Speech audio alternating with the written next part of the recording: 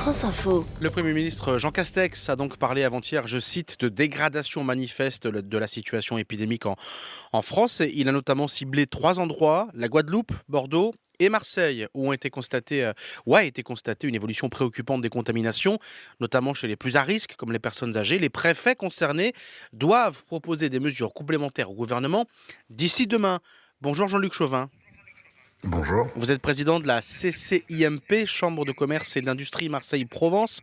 D'abord, je le disais, les préfets doivent préciser tout cela d'ici demain. Vous n'avez pas encore d'informations, vous, sur ces fameuses mesures ?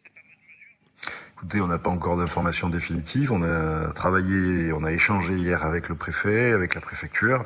Il doit y avoir encore des échanges aujourd'hui pour essayer de doser correctement à la fois pour préserver la santé et surtout aussi pour préserver l'économie et le lien social indispensable. Les répercussions économiques que vous anticipez, que vous craignez, devrais-je dire, ça porte toujours un peu sur les mêmes secteurs très touchés déjà depuis mars. Le tourisme, l'hôtellerie-restauration, le monde de la culture également ?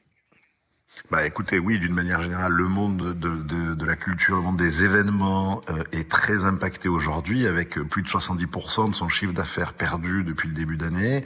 Le monde du tourisme aussi est touché fortement, malgré un été où on a eu beaucoup de monde quand même, et ce sera des secteurs principalement touchés. Mais suivant les mesures, et notamment l'important c'est d'éviter un reconfinement localisé. Suivant des mesures, c'est l'ensemble de l'économie qui pourrait être bloqué. Donc on va au-delà des secteurs les plus impactés, les plus en avance sur ces sujets. Et justement, le tribunal administratif de Marseille a demandé vendredi au préfet de limiter le port du masque obligatoire aux zones à forte densité. Ça vous a soulagé ou honnêtement ça ne change pas grand-chose ? Écoutez, je trouve que c'est assez compliqué. Le tribunal administratif fait respecter le droit, mais dans une période où on nous explique qu'on a un pourcentage suivant les secteurs de contamination qui est 3 fois, 4 fois supérieur à la moyenne nationale, qu'il faut absolument préserver la santé. Et de l'autre côté, on s'interroge ou on demande au préfet de supprimer des arrêtés de port du masque. Donc déjà que c'est compliqué à faire respecter, quand nous on demande à nos collaborateurs dans l'entreprise de porter le masque et qu'ils sortent ensuite dans la rue, dans le domaine public ou qu'ils vont dans les transports en commun et que pas tout le monde le porte et que même, voire peu le porte, ça devient compliqué à faire comprendre et nos collaborateurs nous disent mais attendez, c'est pas logique.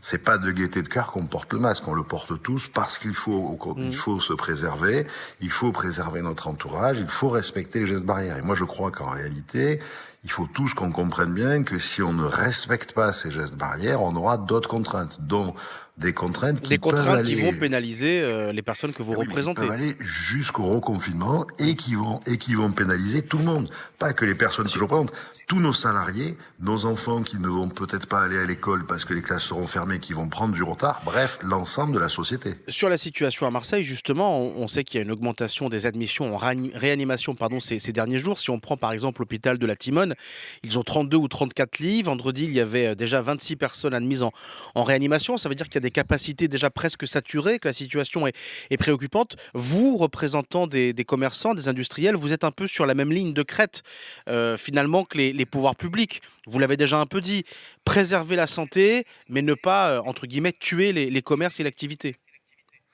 Oui, en fait, c'est l'enjeu, mais c'est l'enjeu de nous tous. C'est un enjeu sociétal.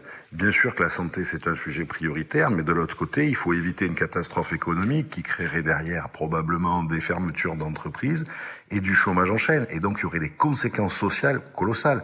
Le fait de fermer les écoles, par exemple, fait que nos enfants ne sont plus sociabilisés en tant que tels. Ils perdent le lien avec l'école et une partie, même si on fait de l'enseignement à distance, des capacités d'apprendre. Donc, ils prennent du retard dans leur évolution prévue normale. Donc tout ça, c'est des conséquences très importantes. Même sujet à tous les niveaux pour tout le monde. Donc je crois qu'on a un besoin collectif à la fois de prendre tous en considération ce risque, à la fois de prendre des mesures aussi pour faire peut-être un peu plus attention et des contrôles probablement pour tout le monde. de façon à ce qu'on soit en capacité de faire descendre ce taux.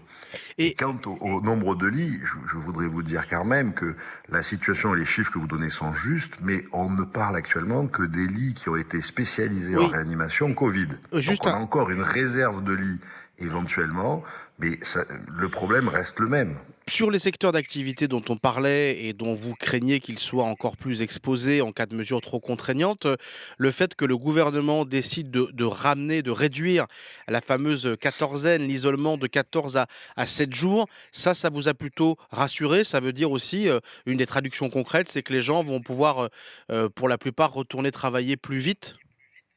Alors oui, globalement, ça rassure à partir du moment où on découvre que ça sert à rien de laisser les gens 14 jours chez eux.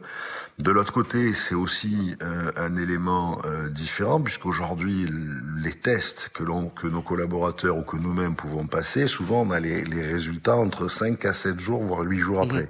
Ça veut dire qu'en fait, au bout de 7 jours ou de 8 jours, sans avoir vraiment la certitude d'avoir été ou pas positif, les collaborateurs vont rentrer dans l'entreprise et on va recommencer une vie normale. Bon, Mmh. donc la réalité, ça pose la question des tests Merci. et de leur délai de réalisation. Voilà. Merci beaucoup en tout cas d'être intervenu. Jean-Luc Chauvin, président de la Chambre de commerce et d'industrie Marseille-Provence.